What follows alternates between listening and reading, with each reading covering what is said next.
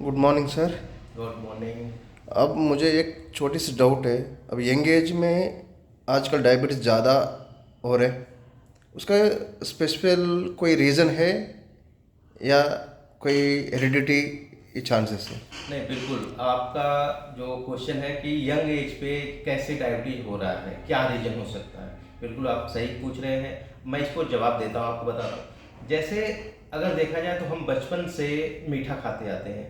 मीठा अगर कोई ले आया तो भी खाए, या घर पे है, या फिर गुड़ है, या चाय है, शक्कर है, जो भी हम बचपन में देखते हैं, चीनी और रोटी के साथ भी कभी कभी खा लेते हैं। तो हमारा क्या है, बचपन शुगर से खाते, चीनी मीठा रहता है बराबर, हम खाते आते हैं। अब क्या होता है, जैसे जैसे बड़े होते हैं फिर जॉब में आ जाते हैं, जॉब में आते हैं, घर से दूर रहते हैं, तो हमारा क्या धीरे धीरे शुगर खाना कम हो जाता है, मीठा खाना कम हो जाता है। अब मीठा खाना तो कम हो गया, लेकिन क्या है कि उस हिसाब से जैसे हमारा पहले इंसुलिन सेक्रेट होता था, पैंक्रियाज सेक्रेट करता था, तो पूरा पर्याप्त मात्रा में सिक्रेशन होता था, इसलिए ग्लूकोज जो है कंवर्सन हो जाता था, यूटिलाइज हो जाता था। फिर धीरे धीरे जब हमने मीठा कम कर दिया तो बहुत थोड़ा अमाउंट जो फूड का सुक्रोज या ग्लूकोज मिलता है या फ्रूट से, तो उसके लिए क्या है, इंसुलिन बहुत कम जरूरत पड़ती है। अब इंसुलिन कम जरूरत पड़ी तो सिक्रीशन कम हो गया, इंसुलिन का बनना कम हो गया।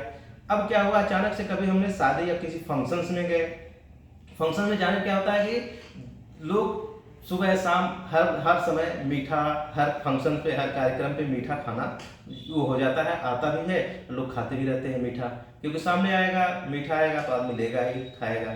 अब क्या है कि हमने तो पहले सपोज दैट खूब खाते थे, बीच में कई सालों तक छोड़ दिया, फिर अचानक से हमने क्या है उसी सेम डाइट पे खा लिया मीठा। अब क्या करता है, हमारा जो पैंक्रियाज या आर्गन है वो कहता है कि इंसुलिन तो हमें बहुत कम मात्रा में सेक्रेट कर रहे थे, तो इस हिसाब से सारे जो सेल्स थे, बीटा सेल्स, वो सारे कम एक्टिव थे। अब अचानक से तेजी से एक्टिव होना पड़ गया, क्योंकि ग्लूकोज हमने ज़्यादा ले लिया किसी फंक्शन जाने की वजह से। अब वो ज़्यादा अमाउंट में सेक्रेट करने के लिए एक्टिव तेज हुआ, इसलिए क्या हो जाता है, वो फेल हो जाता है सेक्रेट करने में इंसुलिन पर्याप्त मात्रा में। अब जब पर्याप्त मात्रा में इंसुलिन सेक्रेट करना फेल हो गया, या वो जो रिसेप्टर्स थे जो इंसुलिन को बाइंड करते थे वो उतना पर्याप्त है ही नहीं, इंसुलिन को जो है बाइंड करे और ग्लूकोज को यूटिलाइज करे। इस चक्कर में क्या है, ग्लूकोज लेवल बढ़ जाता है अचानक से। अब बढ़ गया तो आर्गन्स जो हमारा बॉडी है वो समझ नहीं पाता अभी कैसे कंट्रोल होगा, या क्या प्रोसेस हो कि इससे हम कंट्रोल करें, इसलिए डॉक्टर के पास जाते हैं तो वो दवाइयाँ देना शुरू कर देता है। अब जब दवाइयाँ देना शुरू कर देता है तो हमारा आर्गन समझ ही नहीं पाता कि हमें काम करना है या मेडिसिन बाहर से काम कर रही है। इस चक्कर में क्या है कि डायबिटीज के पेशेंट बढ़ते जाते हैं, और लाइफ लॉन्ग डॉक्टर फिर बोलता है कि आपको हमेशा ये एक दवा तो मेटफॉर्मिन खानी ही पड़ेगी, या कोई भी बिग्वानाइट्स खानी ही पड़ेगी। तो ये प्रोसेस होता है। अगर आप हमेशा गुड़ या फिर कोई भी मीठा रेगुलर खाते रहे पूरा लंबे समय तक, जब तक आपको जीना तब तक खाते रहिए, कोई डायबिटीज नहीं। आप गांव में देखिए, लोग किसान हैं, खेती करते हैं, मजदूर हैं, 2 घंटे काम करने के बाद वो रस पीते हैं, गुड़ का रस पीते हैं, वो 1 लोटा 1.5 लोटा या 2 लोटा, कहने का मतलब है कि आपको 2 लीटर तक रस पी जाते हैं। इस पर फिर फंक्शन में अपना काम करते हुए शाम को भी गुड़ खा करके पानी पीते हैं, लेकिन उनको कोई फर्क नहीं पड़ता। क्यों? और वो शादी ब्याह में जाते हैं तो खूब जम की मिठाइयाँ खाते हैं।